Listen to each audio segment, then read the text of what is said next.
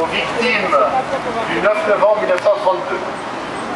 Nous avons eu l'occasion au cours des dernières années, par un travail engagé au niveau du Conseil d'État, particulièrement avec Laurent Boutineau,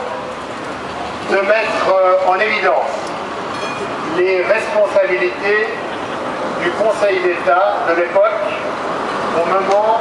de produire de tragiques événements, particulièrement le fait que l'on décide d'ouvrir le feu par la coupe contre les manifestants. Le nombre de morts et de blessés est connu et cette blessure collective reste à jamais gravée comme les différentes responsabilités dans les mémoires de l'ensemble, en tout cas, des militantes et militants du progrès de notre République. Je tiens évidemment à mettre en évidence la double responsabilité. Celle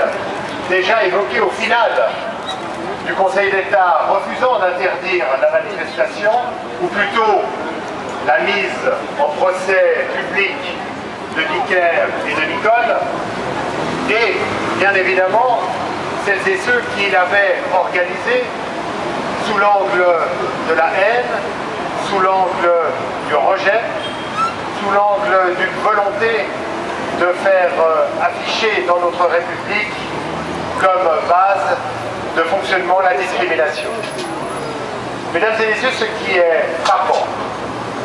aujourd'hui, c'est de constater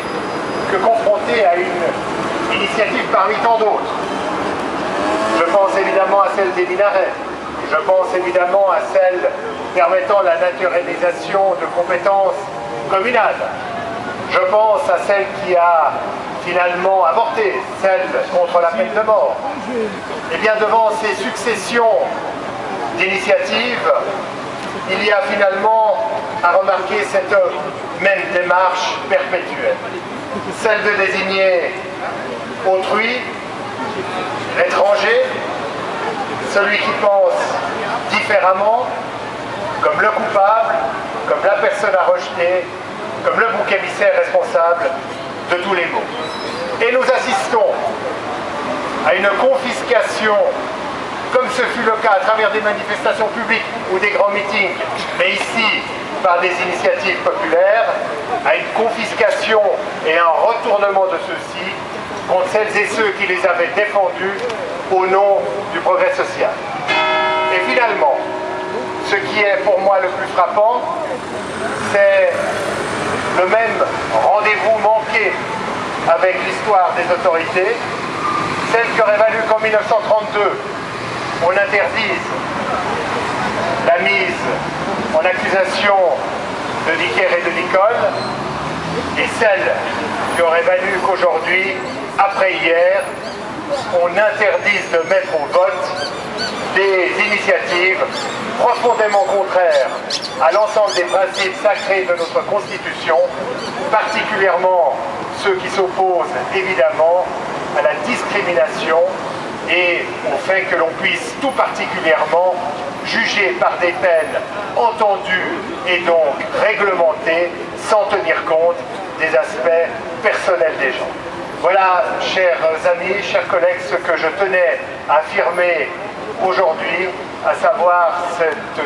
terrible collision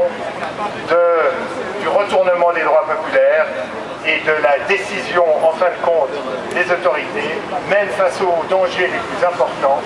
d'interdire cette confiscation. Merci de votre attention et que, évidemment, les personnes tragiquement décédées restent dans notre mémoire. Merci.